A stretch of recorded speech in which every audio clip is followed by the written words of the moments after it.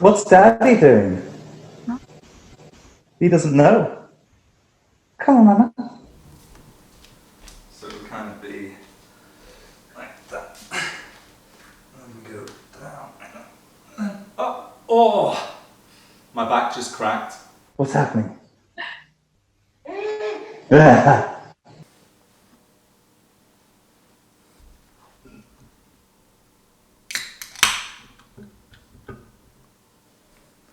Say hi.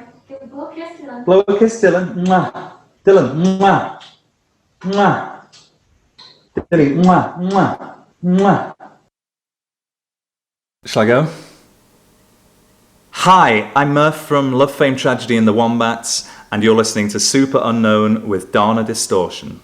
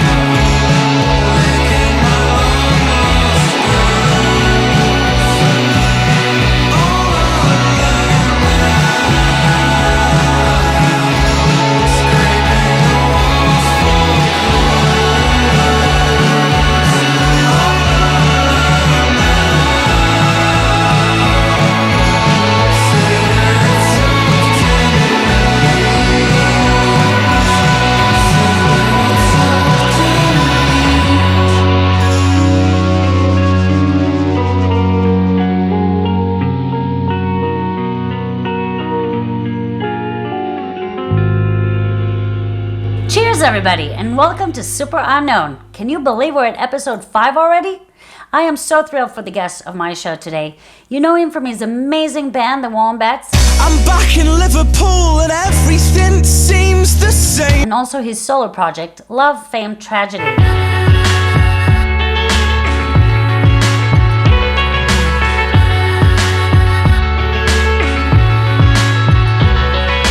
He's kind of dark yet creatively revealing. He's shy yet super friendly, and he's an amazing performer, and you'll get to see that on the show today. Welcome to the show, Murph, aka Matthew Murphy. Hi, Murph. Hi. How are you doing? Thanks for having me. That was the shortest hi after this long intro. How are you today? How's it going in LA? Yeah, I'm good. Yeah, it's great. My daughter's been out in a little paddling pool, and yeah, life is good. What are you doing these days? Lots of kind of writing, and I don't know, I guess I'm just trying to see the positives in it and spend, you know, it's great that I get to spend all this time with my daughter and my wife and my dogs, and yeah, trying to remain positive about it. Because usually I'm just on tour like constantly, or there's always some shit to go and do, so it's nice to just know that nothing is happening for a good few months. What do you like miss the most out there? Like, what's the first thing you're gonna do when this is over? Well, I'm quite I'm a bit of a golf pervert, so I miss playing golf and working out. I guess I miss the gym a lot. Do you not have a home gym? Don't everybody in LA have home gym?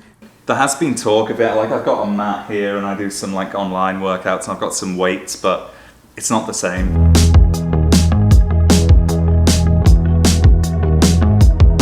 She likes program hats and Fabergé eggs. She likes role models and men who are not afraid to step up to the plate. It'll work, it'll all be okay. She likes heavy weekends and chamomile tea. She likes me drunk, but not when I'm out of control and I'm lost in my head. Was it me, or was I just misled? Tell me a little bit about the solo project.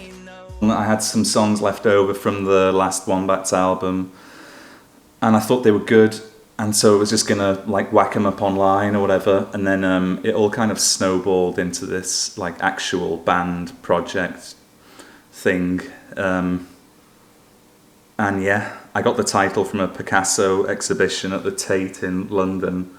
I guess it also started from, I was doing festivals with the Wombats in Europe a lot, even though I was living in LA. So I had these, and festivals are generally at the weekends. So I had like 5 days in between of being in like London or Stockholm or Berlin or wherever. And then I would just write, and then all these great songs kind of came together, and then it kind of snowballed into something that I was going to take seriously, I guess. But how is it different from like the way that you write songs with the band? I mean, don't you write the songs for the band as well? I always get this question. I don't really know how to answer it because it's all cut from the same loaf of bread, i.e. it's all coming out of my mind. So, you know, I don't really differentiate what's a Love, Fame, Tragedy song, what's a Wombat song. I differentiate it in the studio when we're like piecing things together and trying to make them sound different or whatever, but it's still me writing a song, so there's not much I can do about that. I guess the difference with Love, Fame, Tragedy is like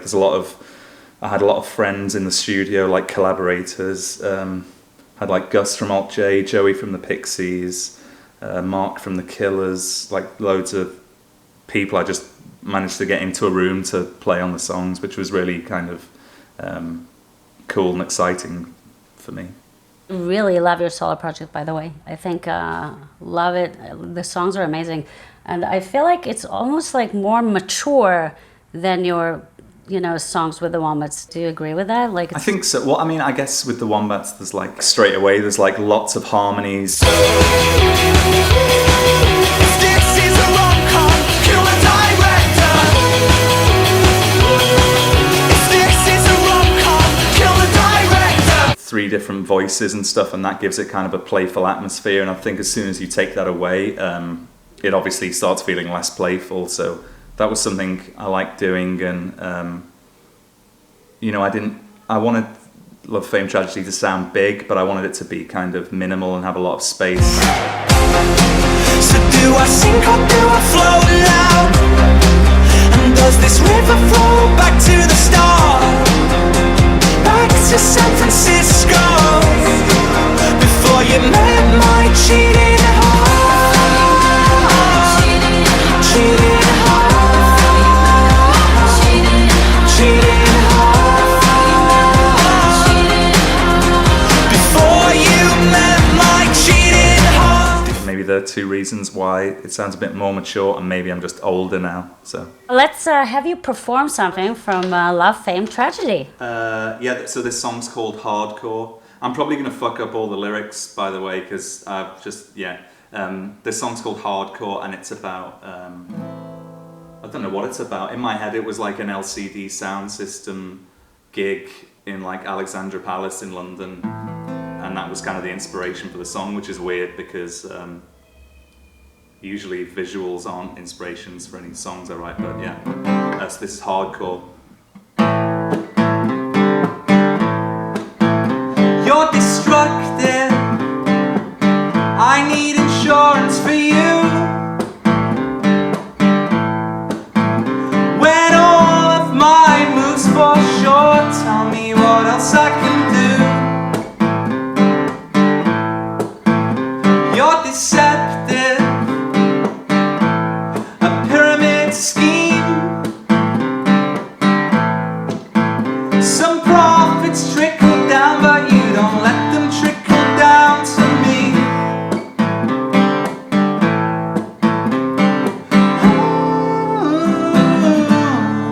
You're so hardcore. You make me wanna start a band. I feel you drilling down to my core when no other girl can. I wanna write some songs with words that fit, sell some t-shirts to the kids. Yeah, you make me believe that I can. You're so hardcore. You make me wanna start a band.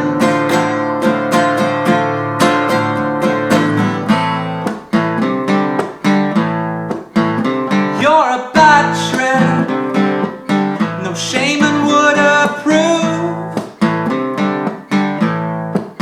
And I'd walk that plank and dive off if the dive off of that plank led to you.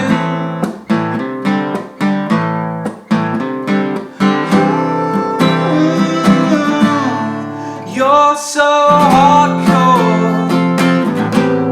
You make me wanna start a band. I feel you drilling down to my core when no other girls can. I wanna write some songs with words that fit, sell some t-shirts to the kids. Yeah, you make me believe that I can. You're so hardcore. You make me wanna start a band.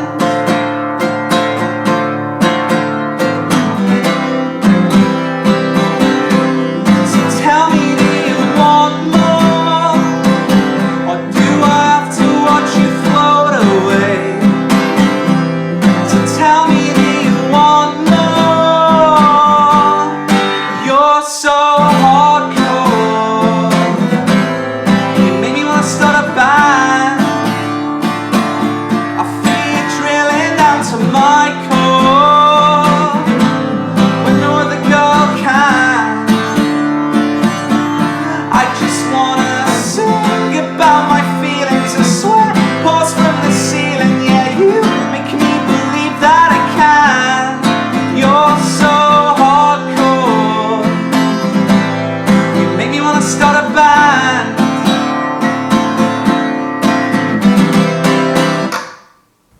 Woo! Hey, I could totally get used to like private concerts. That is so awesome. I don't think I ever got a private concert like that. That was so cool. Yay! I really, really love this song. It's really great to hear, a song on its acoustic version and on when, all produced and recorded at a studio. It's such a difference. I love it like stripped and raw like this. It's really, really cool. Yeah, they're pretty different. I find that you can, if it feels good on an acoustic guitar, it's generally going to be good. I do this every time.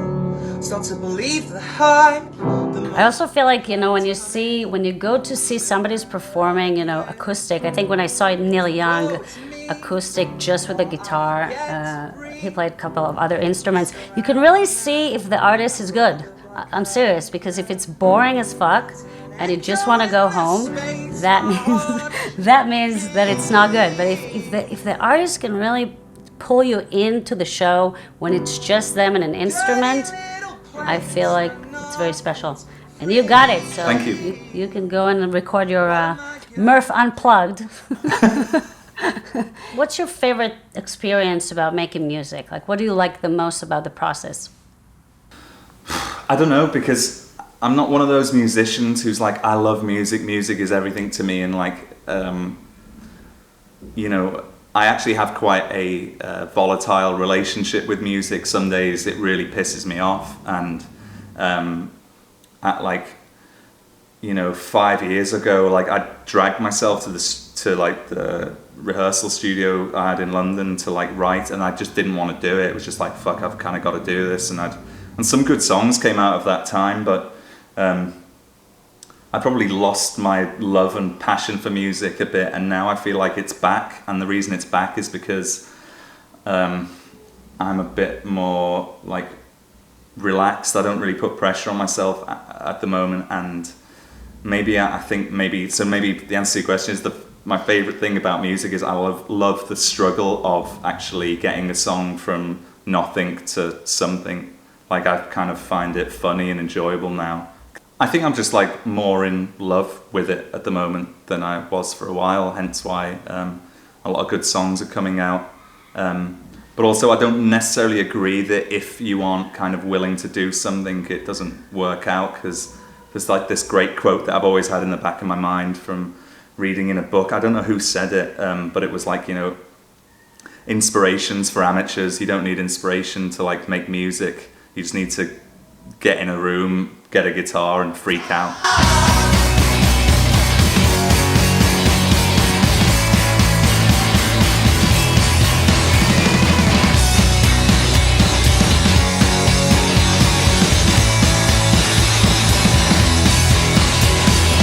Let's dance to Joy Division and celebrate the irony.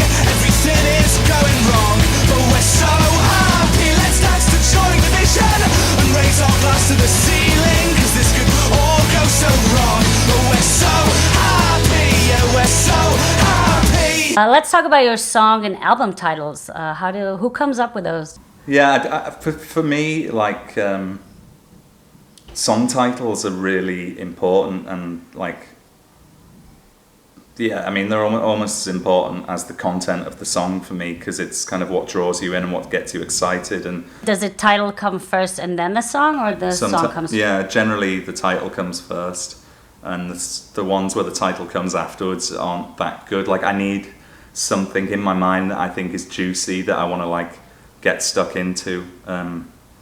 So for me, titles are really important, and titles of albums are really important. Yeah, it's kind of everything. When I'm reading through like album titles, then the track listing of songs, like some of it's just really boring, and I just don't want to listen to it, because I've already made a judgment that I don't think they have much to say, so I don't really care to listen. Why are you so good at being a victim? Do you feel sorry for yourself a lot? No, well, it was my wife. She was like, you know, why do you always play the victim in your songs? And I was like, well, hang on, isn't that like 90% of all songs ever written is kind of about your experience of the world and how it affects you? So of course there's going to be a lot of victimization in that. So yeah, then we kind of argued about that idea for a while, and so that's where the title came from. That actually makes a lot of sense. I read somewhere that you went to see a fortune teller in LA, and that she surprisingly predicted a lot of things that were correct. Well, I had this amazing one called Gaul Sasson, who's like, he calls himself like a cosmic navigator or whatever, but he's like worked with Madonna and loads of people. My wife made me go and see him. I was totally against it. And fucking hell, he is like actually mind-blowing. And it's not fortune telling, but he, you know, gives you, he offers you paths to take, which is just the same as like religion or fucking philosophy or whatever. So, but this guy is particularly like spot on and says some pretty scary things from time to time. So we actually decided to surprise you. We couldn't get in touch with him, but we did get in touch with Madame Veronica, and she's gonna tell your future. Okay. Are you ready? Yeah. Hello, Wow. Hi. I'm Madame Veronica, Mystic to the Stars. And since we're all in quarantine, I figured it's a good time to reflect on your life, your thoughts, and your emotions. So I have my tarot cards here. And if you wouldn't mind, please pick one. Let's see what the future holds. Okay, how do I do that? Close your eyes for 2 seconds, and then I'll pick one for you. Okay. I'll tap into your energy and see where my hand places me. Okay. It's done.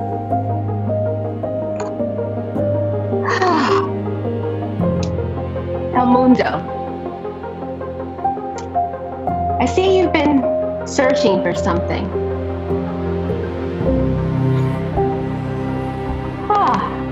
I see it clearly now. It's hand sanitizer? Let's pick another one. That's a pretty obvious, thing. I think we're all looking for that now. Let's see what else. Let me know when you're ready. Ready.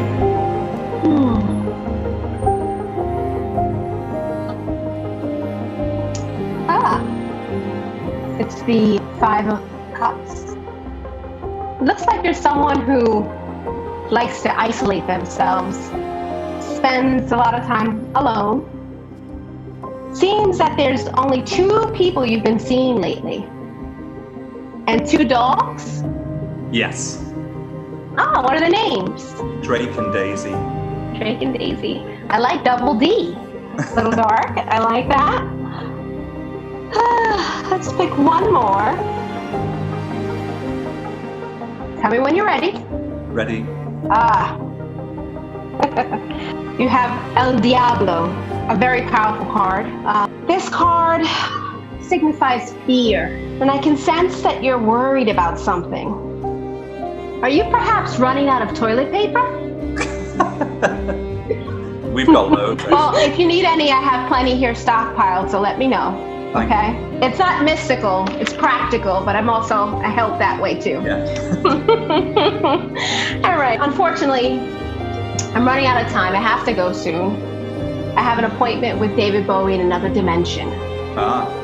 So let's pick one last card, okay? So let me know when you're ready, Murph. Ready. Whew. It's the 7 of Wands. And I'm sorry, Murph. I'm sorry to say I don't see you going anywhere with your life. Oh, wait, sorry. I mean, you're not going anywhere in the next few weeks. Yeah. I gotta run, but it was a pleasure meeting you. Stay safe. Thank you. Peace and love. Thank you.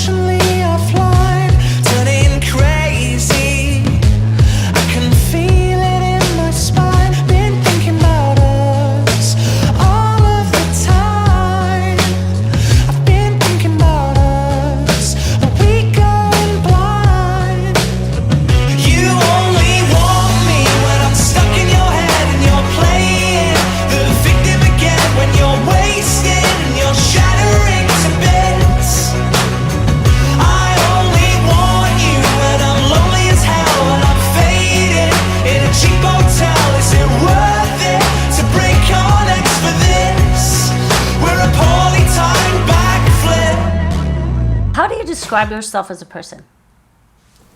A walking question mark? I don't know. Are you a confused human being? Yeah, I'm a confused human being, quite anxious. Probably know how to have a good time too well, and but I think I'm a good person for the most part. I think people that tell you they're not confused are liars or stupid. Yeah. Agreed. How can you live on this earth and not be confused? Yeah. Seriously, it's such a confusing place, isn't it? Yeah. Do you feel like this confusion helps you write songs? No, I feel like writing song part is more the clarity, or is how I clarify all the confusion. It's obviously quite a cathartic process for most people to do it. Some people say that like writing songs is kind of like writing a journal, because you can always look at the songs and look at times of your life and how you felt. Do you feel that a lot? Yeah, definitely with some of the kind of, you know, I feel like you can write 1,000 songs, but there's always kind of 20 that really dial into how you were feeling, and they're usually the ones that people like the most. So yeah, I would agree with that. I don't need my feelings or the thoughts in my head. The only ones worth keeping come from the salt in your sweat. I don't want your money, I don't want your bullshit charm. I want your body parts until our bodies part. Do you feel like there's songs that are over-revealing? Like, are there songs that you regret writing because they're too personal, and then you look at it later and you say, oh, I might have given too much? Not really. I mean, maybe this next song I'm gonna play is like really personal, and maybe, you know, mentioning porn websites is maybe a step too far, but I feel like at this point with music and everything, I feel like you can be as blunt and as kind of shocking as you want to be, really.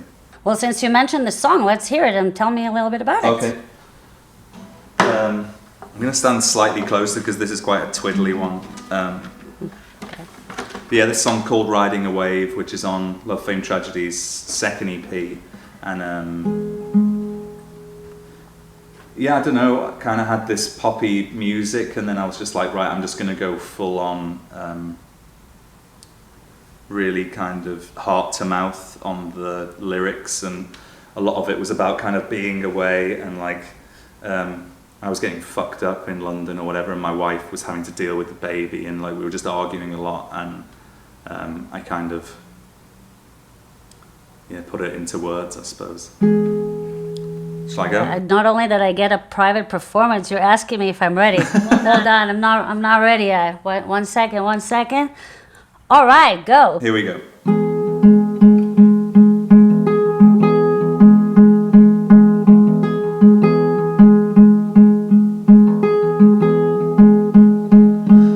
She likes program hi-hats and Fabergé eggs. She likes role models and men who are not afraid to step up to the plate. It'll work, it'll all be okay. She likes heavy weekends and chamomile tea. She likes me drunk, but not when I'm out of control and I'm lost in my head. Was it me, or was I just misled? Strap me in and send me nowhere. I can change. I can change. I'm just riding away. I'm riding away.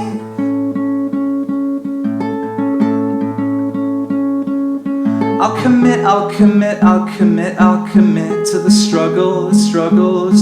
I'll commit if it's not too late. I can hunt, I can gather, I can be your mate. She likes X videos with her best friend. She likes it when I'm dark, but not when I'm really, really dark. It's okay, it won't tear us apart. Strap me in and send me nowhere. I can change. I can change. I'm just riding away. I'm riding away. I'm riding away. Out to a cloud behind a lake. I'm riding away.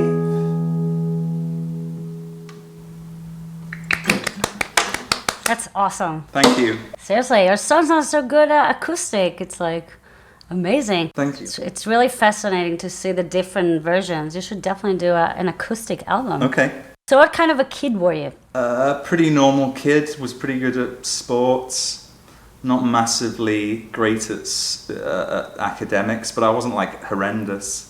And then everything kind of took a turn when I like started wanting to be in bands and stuff like that. And then I started this band in Liverpool. We were fucking shit, but I used to get the bus into Liverpool at the end of the night. Straight after school, about 6, and I get the last bus home. So I really kind of threw all my eggs into kind of that basket, and we kind of we smoked a lot of weed, and that kind of messed up my academics, I guess. My A-levels weren't that good, and then but I was a normal kid up until about 14, probably. Were you a shy kid? Yeah, a little bit shy, but also sometimes like a bit of a clown as well. It was weird. I was really good at kind of I wasn't manipulating anyone, but I was like friends with all the kind of, in the US you'd call them like jocks. Like I was friends with them, but I was also friends with the geeks, and I was I don't know.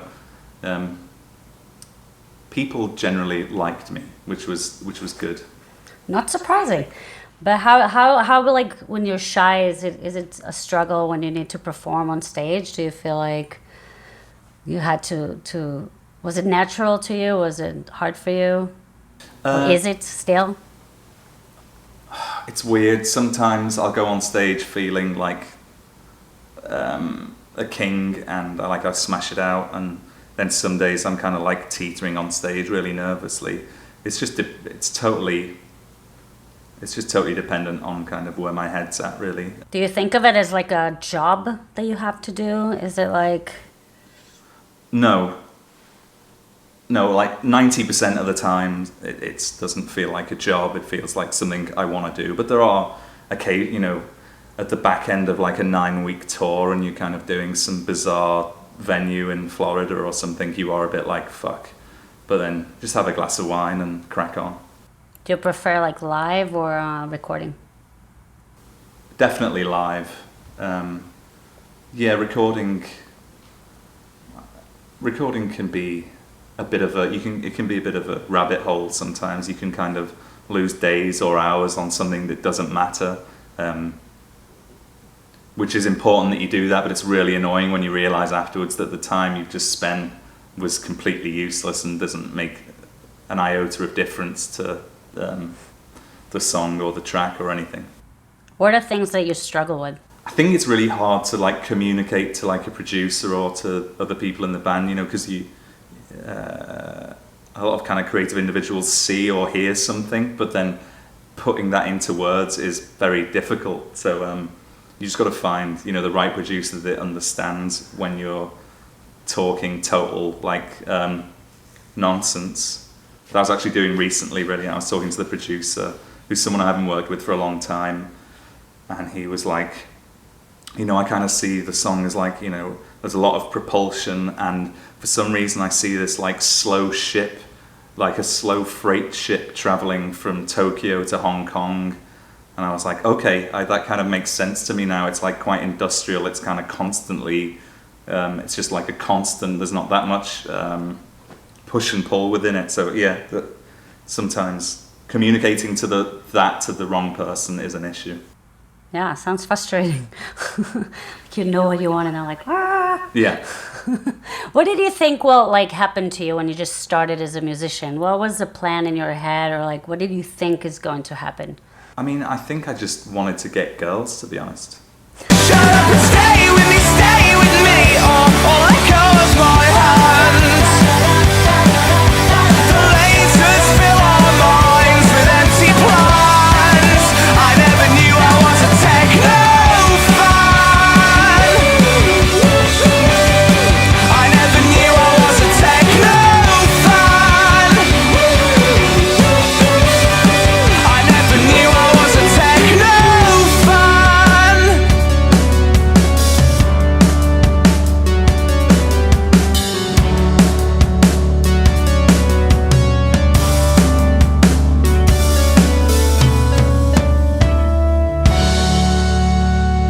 Do guys with British accents get more girls? I don't It's a know. fact. Everything sounds better. You can say whatever you want in a British accent and it will sound good. Even if you insult somebody in a British accent, it sounds so great. You're a fucking moron. Sounds great. Just so Yeah, no, great. I mean, maybe they do. I don't know. I've never had that much luck in the States, to be honest. Apart from my wife. Yeah, you're kind of you're married to an American woman. I Yeah. think you got pretty lucky there. What are your thoughts on where you are today? What do you think? Like, is it where you thought you would be, or? There is something about this isolation that is kind of like makes me look back at my past, and I guess I've reached the point where I'm like, fuck, he worked really, really hard for like 15 years, and now, you know. Oh my God, that's exactly what I just said the other day. Like, I ran for 10 years and now I just get to I actually enjoy this. Finally, I get to sit and enjoy the fruits of my labor. Is that how you say it? Like, I've been running around like crazy for over a decade. Now I can just sit down and enjoy Just relax. and not do anything. Does that feel great? Yeah, it does feel good, actually. Actually, it feels great to me. I mean, everybody's complaining, like, we're so bored. I'm like, no, this is fantastic. No, yeah, I'm definitely not bored, especially having a daughter and 2 dogs. One dog that's just had ACL surgery, so looking after him is a total shit show, but he's getting better. I feel like pets are really suffering right now. Like, for some reason, like, I think their owners is at home too much and they're just like, get out of my face. Like, my cat's like, why are you here all the time? Just go, leave me alone. You're so annoying. Yeah.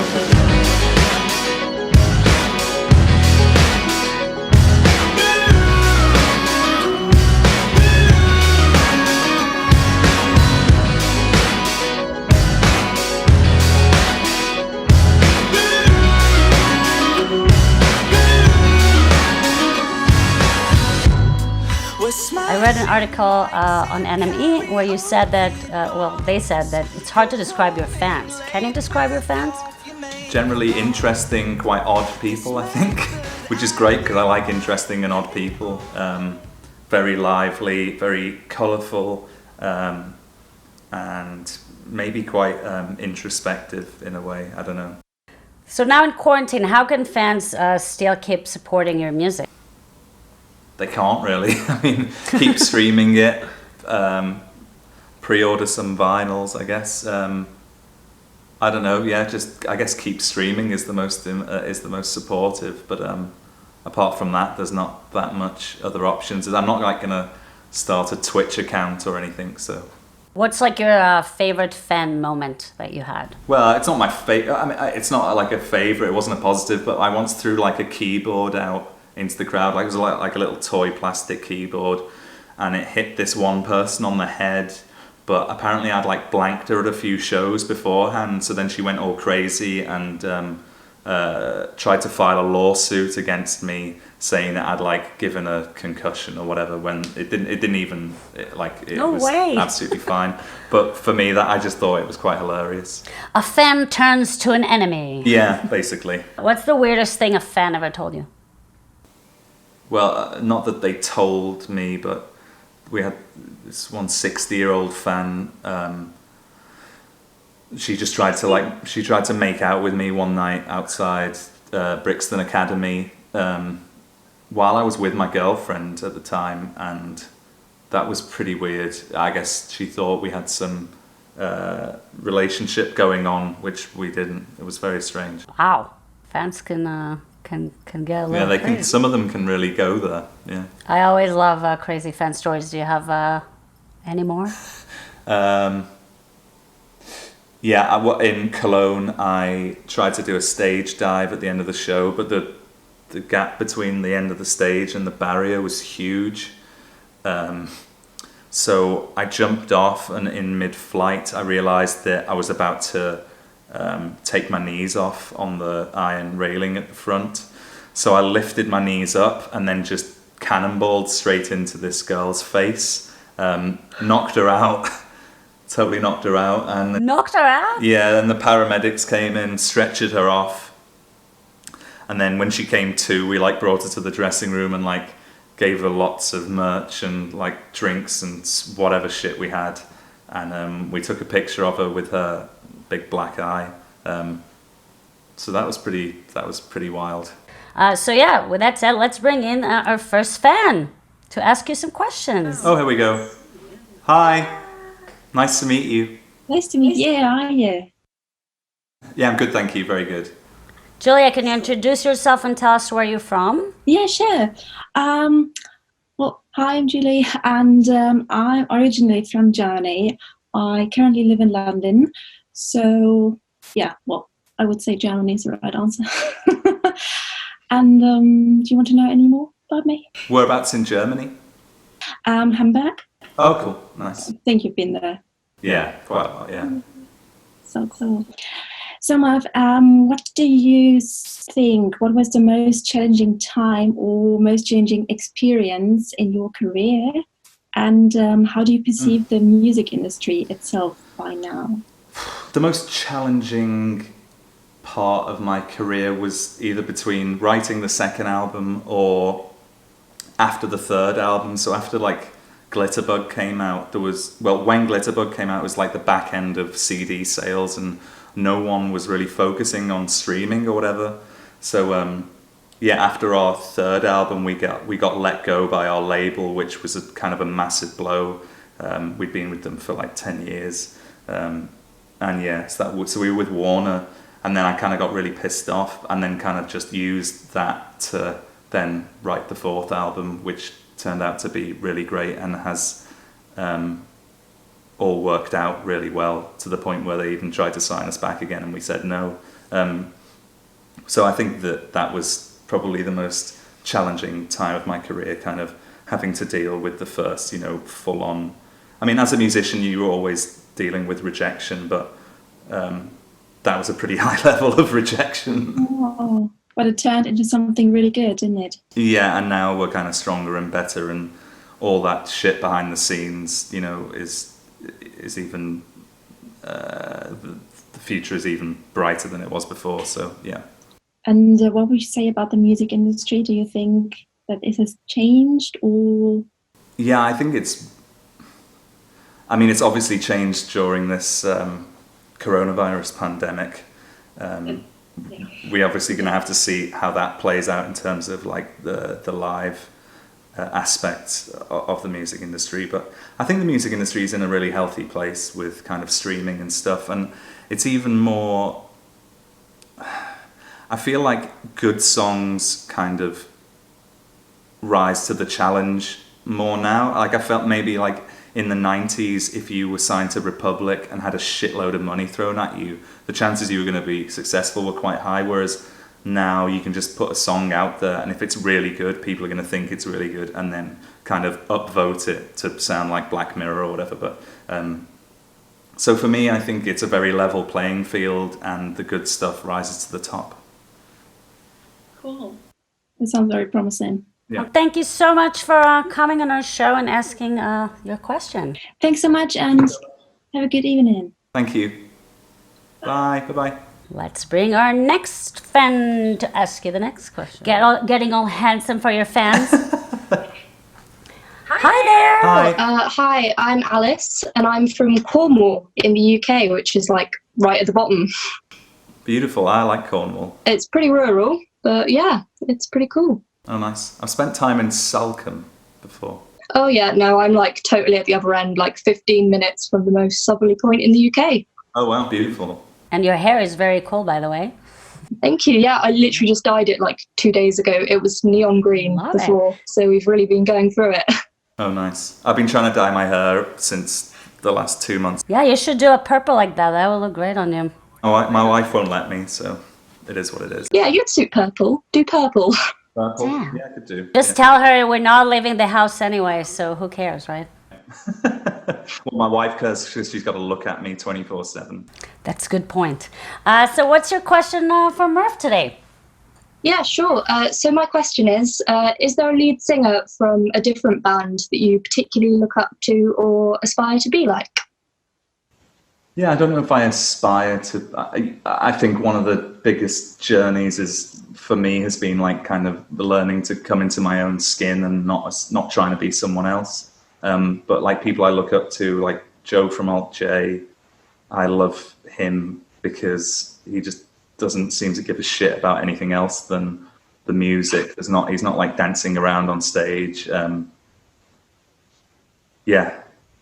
love Joe.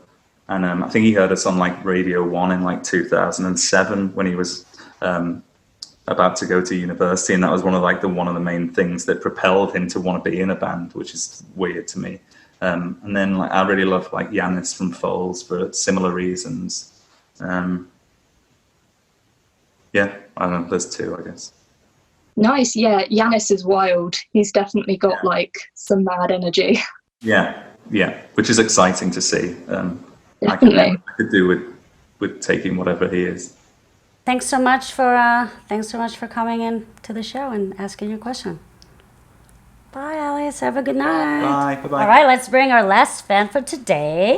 Hi, Teresa. How are you? I'm good. How are you? Tell us where you're from. I'm calling you from Bumfuck, Arkansas, and my teenager is really pissed because I get to do this, and he's like, I played you your first Wombat song. And I'm like, I lived through the entire era, so shut up, kid. So, yeah. They don't realize how lucky they were, growing up listening to Interpol and Foals and stuff in the car. So now they just think that I'm uncool mom. Wait, it'll happen to you. You laugh now. So what is your question for Murph today? My question is probably one that gets asked a lot, and I feel bad about it now, but it's, your lyrics are very personal, and I tend to hear them like both as like a parent and a wife, and I always wonder, like, does your wife get pissed about any of this? Like, I hear hardcore and I think, yes, I would love it if someone wrote a song like that about me. I hear another song and I'm like, ooh, I don't know. Yeah, but, I mean, I guess she knew what she signed up for. I don't know. There has been a couple of moments where she gets really pissed off with me about certain songs. She fucking hates Isabel from the third album. I'm trying to think what other ones. Yeah, there's a few, but it never erupts into full blown horrendous arguments, thankfully. That's good. Yeah. What would make her hate a song? That is too personal? No, if she feels like it's about somebody else and she's like, why are you thinking about other people? Like what, that's the kind of main line of attack, I think. Were you able to see the Wombats live or before this pandemic started? No, I kind of wanted that to be like one of the first shows that I took my kid to, but he's only 13 and I think everything is 18 and up. Yeah. I had tickets to go see Foals in May and that got canceled. And I'm still pretty bummed about that, but okay. I would love to see. I mean, I don't think you will come anywhere near where I am, but like we will drive, I'm sure we'll get close enough, I hope. Kansas City, man. There's a really beautiful venue. Okay. All right, put that on your notes. Kansas City, here we come. When we can do that. Sonia, how are you, lovely? Yes. No, we're doing fantastic. Oh, the boys are super, super excited. No, they're jumping out of the trousers. No, we're gonna make it there on time. No, I will see you there. Okay. All right, guys, we're here. Tokyo. I got the room. Come on. Yeah.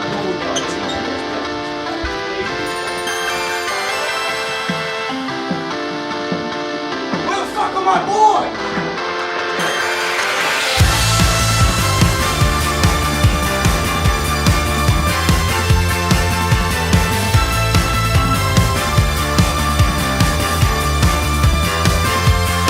We're self-imploding under the weight of your advice.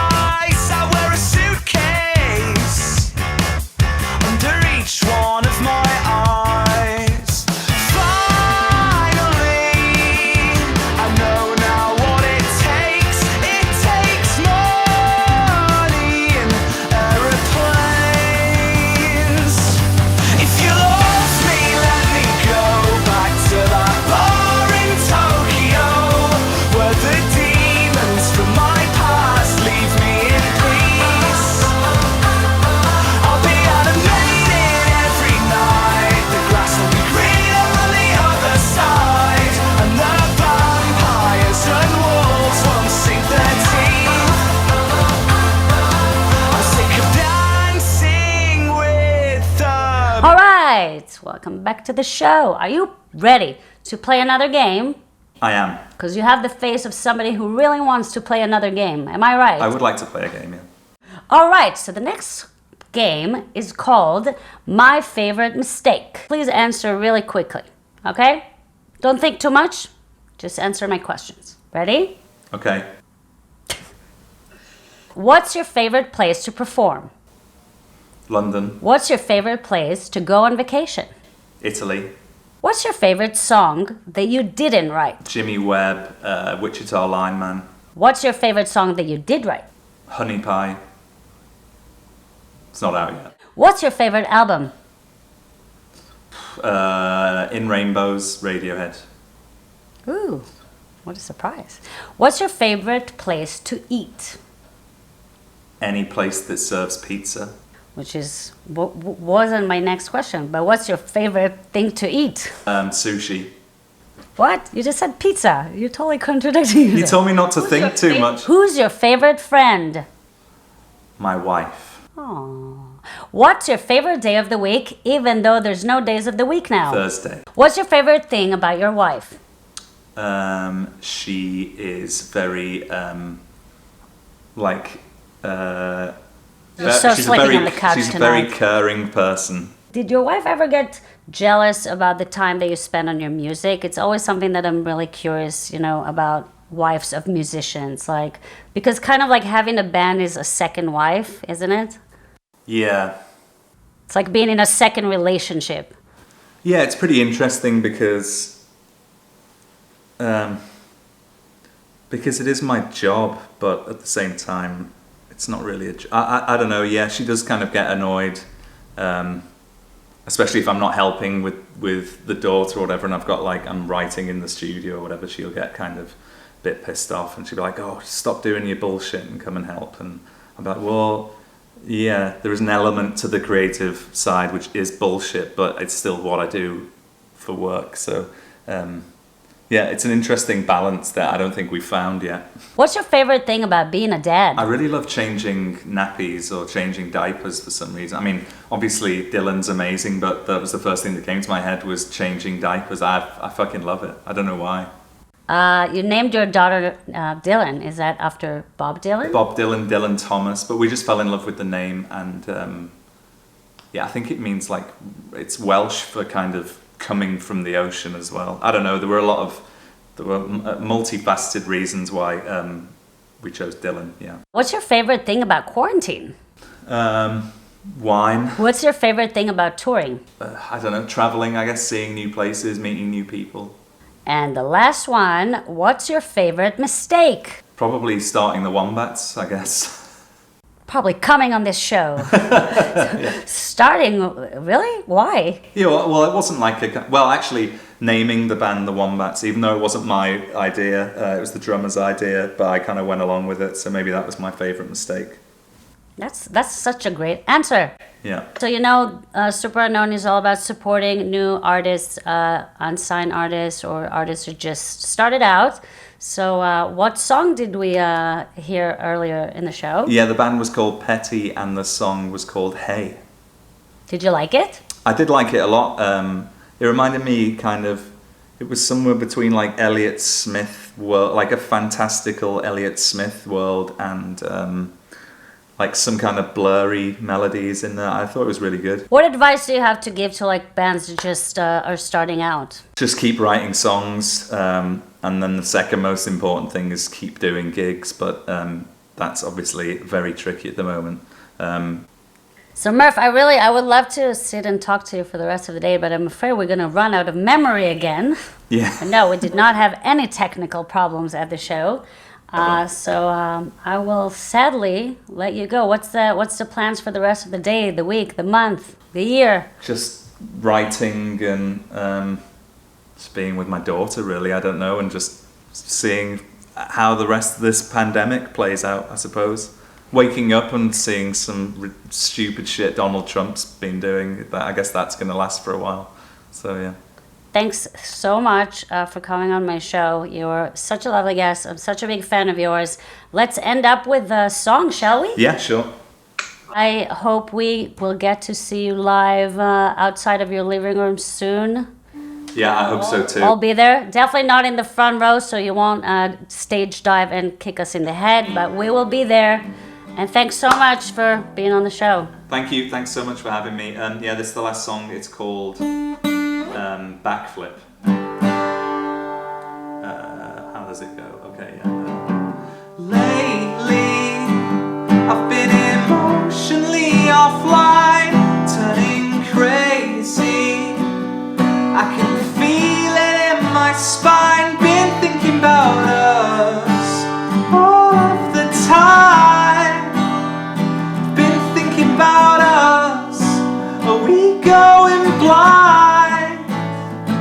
You only want me when I'm stuck in your head and you're playing the victim again when you're wasted and you're shattering to bits. I only want you when I'm lonely as hell, when I'm faded in a cheap hotel. Is it worth it to break our necks for this? We're a poorly timed backflip. Control it. It's just another moment in time. Don't be impulsive. Don't let it pulsate through your mind. Been thinking about us all of the time. I've been thinking about us. Are we going blind? You only want me when I'm stuck in your head and you're playing the victim again when you're wasted and you're shattering to bits. I only want you when I'm lonely as hell, when I'm faded in a cheap hotel. Is it worth it to break our necks for this? We're a poorly timed backflip.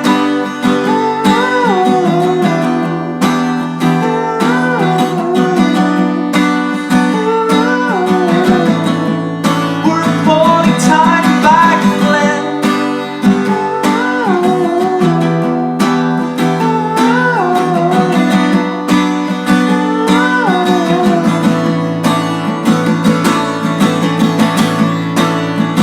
You only want me when I'm stuck in your head and you're playing the victim again when you're wasted and you're shattering to bits. I only want you when I'm lonely as hell, when I'm faded in a cheap hotel. Is it worth it to break our necks for this? We're a poorly timed backflip.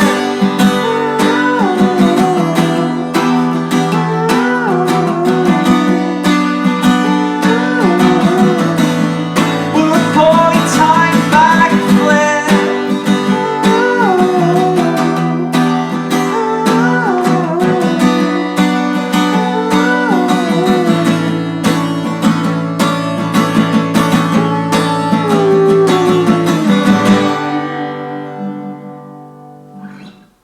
Yay! I love this song so much, by the way. Murph, you're amazing. We're such big fans of you here at Superunknown. Thanks so much for being on our show. You're the loveliest guest. Thanks so much for having me. All right, you guys, that's all we have for you today. Thank you so much for tuning in to episode 5 of Superunknown. Please like, subscribe, share with friends, submit music to our next episode, and comment below. Let me know who do you want to see in the next episode of Superunknown. Stay safe, stay sane, and I'll see you next time. Bye, guys.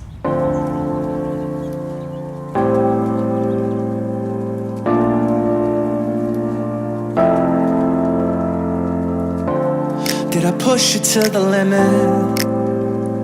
Did I go too hard? Did I throw a rock at your car? It's always fun when you're lost in it, trying to hold on to a fish in the eye of a storm. I woke up in the whip.